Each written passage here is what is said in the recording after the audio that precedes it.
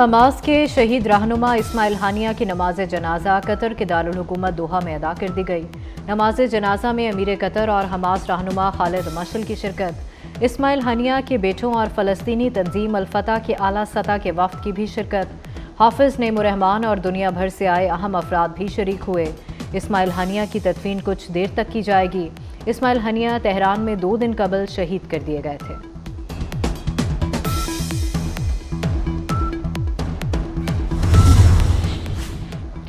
اسماعیل ہانیہ کے قتل کے خلاف قومی اسمبلی میں مذمتی قرارداد منظور۔ وزیر اعظم شہباز شریف نے کہا، پوری پاکستانی قوم اسماعیل ہانیہ کی شہادت پر اشک بار ہے، آنکھیں بند کرنے سے کام نہیں چلے گا۔ فلسطین میں صہیونی ریاست انسانیت کے خلاف جرائم کی ہر حد پار کر چکی، پوری دنیا بے حسی کا مظاہرہ کر رہی ہے، پاکستان فلسطینیوں کی امداد جاری رکھے گا۔ اسماعیل ہانیہ کی شہادت پر ملک میں یوم سوگ۔ نماز جمعہ کے بعد مختلف شہروں میں اسماعیل ہانیہ کی غائبانہ نماز جنازہ ادا کی گئی۔ ہزاروں افراد کا شہید اسماعیل ہانیہ کو خراج عقیدت۔ سندھ اسمبلی میں اسماعیل ہانیہ کی شہادت پر قرارداد جمع۔ قرارداد اپوزیشن لیڈر علی خورشیدی نے جمع کرائی۔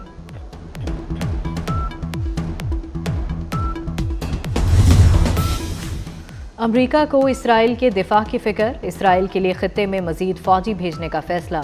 امریکہ کا بحری بیڑا خلیج فارس پہنچ گیا۔ جو بائیڈن اور کمالا ہیرس کا نتن یاہو سے رابطہ۔ امریکی صدر نے کہا، اسماعیل ہانیہ کے قتل سے غزہ جنگ مذاکرات کو نقصان پہنچا ہے۔ دنیا خاموش، تماشائی غزہ پر جاری اسرائیلی جارحیت کو 300 روز ہو گئے۔ اسرائیل فلسطینی علاقوں میں 82,000 ٹن بارود برسا چکا۔ 24 گھنٹوں کے دوران مزید 26 فلسطینی شہید ہو گئے۔ شہداء کی مجموعی تعداد 40,000 کے قریب ہو گئی۔ 16,000 بچے اور 11,000 خواتین شامل۔ اپنا ایجنڈا، یہ نواز شریف کا ایجنڈا ہے کہ بجلی کو سستی کرنا، جتنا بھی ہم سستا کر سکیں۔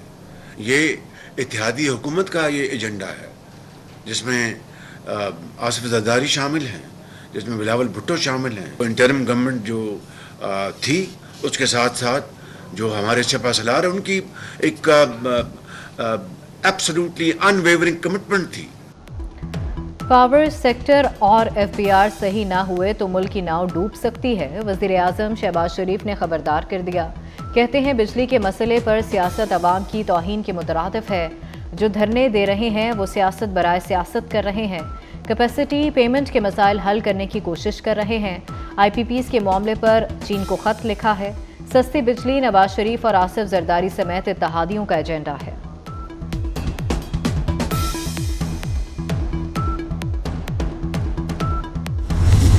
سب سے بڑا مسئلہ، اور یہ آپ سب کو پتہ ہے، اس وقت جو بجلی کا مسئلہ ہے، اس مسئلے کا حل ہے، اور یہ میں اب سے نہیں کہہ رہا ہوں، ہم ہمیشہ سے کہتے ہیں کہ سندھ پاکستان کی انرجی باسکٹ ہے۔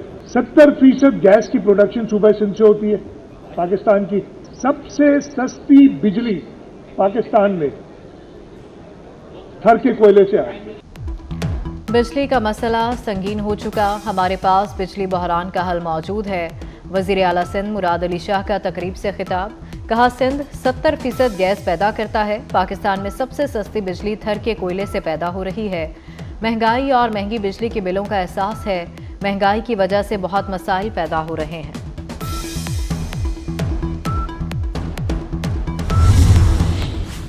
وفاقی کابینہ نے لاپتہ افراد کے لیے سپورٹ پیکج کی منظوری دے دی۔ لاپتہ افراد کے لواحقین کو 50 لاکھ روپے کی امداد دی جائے گی۔ وفاقی وزیر قانون اعظم نذیر تاڑڑ کہتے ہیں، یہ ریاست کا ایک مخلصانہ رویہ ہے۔ امدادی پیکج میں لاپتہ افراد کے خاندان کی قانونی مدد شامل ہے۔ لاپتہ ہونے کی ذمہ دار صرف انٹیلیجنس ایجنسیاں نہیں ہیں، افراد کے لاپتہ ہونے کی اور بہت سی وجوہات ہیں۔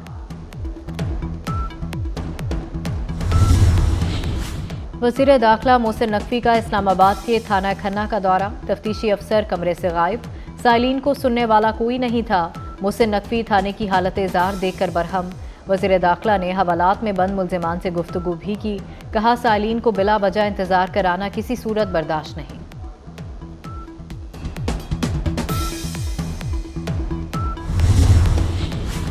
حکومت سفارتی سطح پر ناکام ہو چکی، اپنوں کو جوڑیں توڑیں نہیں، بیرسٹر گوہر علی خان کا مطالبہ۔ کہا موجودہ حکومت میں سب سے زیادہ انسانی حقوق کی خلاف ورزیاں ہوئیں، آج بھی جبری گمشدگیاں ہو رہی ہیں۔ رکن قومی اسمبلی حاجی امتیاز کو جبری گمشدہ کیا گیا۔ جماعت اسلامی کے دھرنے کا 8واں روز، امیر جماعت اسلامی حافظ نعیم الرحمان آج اگلے لاہ عمل کا اعلان کریں گے۔ حافظ نعیم کا کہنا ہے کہ کسی اتحاد کا حصہ نہیں بنیں گے، الائنس میں شامل پارٹیاں بعد میں اپنی سیٹنگ بنا لیتی ہیں۔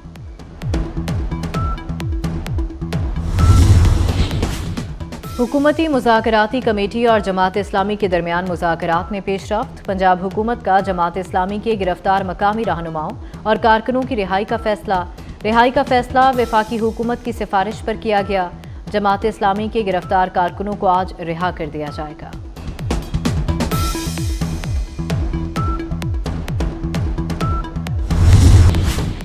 پنجاب پولیس شہریوں کو اغوا کر کے تاوان لینے لگی۔ لاہور کے علاقے کہنا میں پراپرٹی ڈیلر کو اغوا کر کے 25 لاکھ روپے وصول کیے۔ اے ایس آئی عبدالرشید سمیت 5 اہلکاروں پر مقدمہ درج۔ مقدمے میں ڈکیتی، اختیارات سے تجاوز کی دفعات شامل۔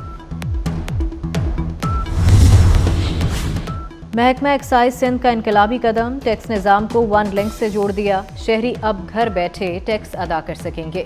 سینئر وزیر سندھ شرجیل میمن کی زیر صدارت اجلاس۔ شرجیل میمن کی شو رومز پر گاڑیوں کی رجسٹریشن آسان بنانے کی ہدایت۔ پریمیم نمبر پلیٹس حاصل کرنے والوں کو سمارٹ کارڈ جاری کرنے کا فیصلہ۔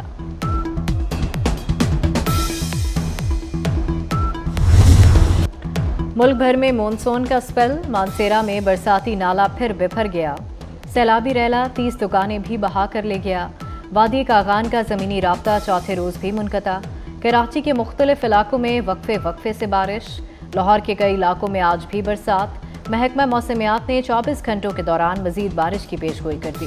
بارشوں کا سپیل 11 اگست تک وقفے سے برسے گا۔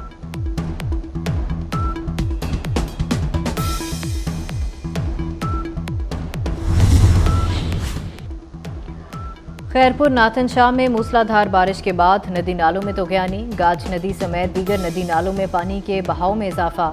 طغیانی کے باعث پہاڑی علاقوں میں متعدد دیہات زیر آب۔ متاثرہ علاقوں کا زمینی رابطہ کٹ گیا۔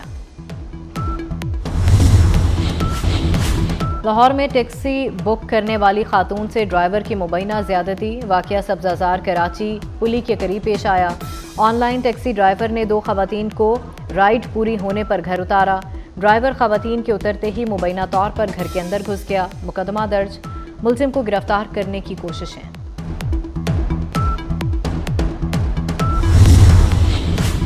امریکی رکن کانگریس شیلا جیکسن لی کی آخری رسومات کی ٹیکساس میں ادائیگی۔ سابق صدر بل کلنٹن اور ہیلری کلنٹن سمیت دیگر اہم شخصیات کی شرکت۔ پاکستانی کمیونٹی کی اہم شخصیات بھی شریک ہوئیں۔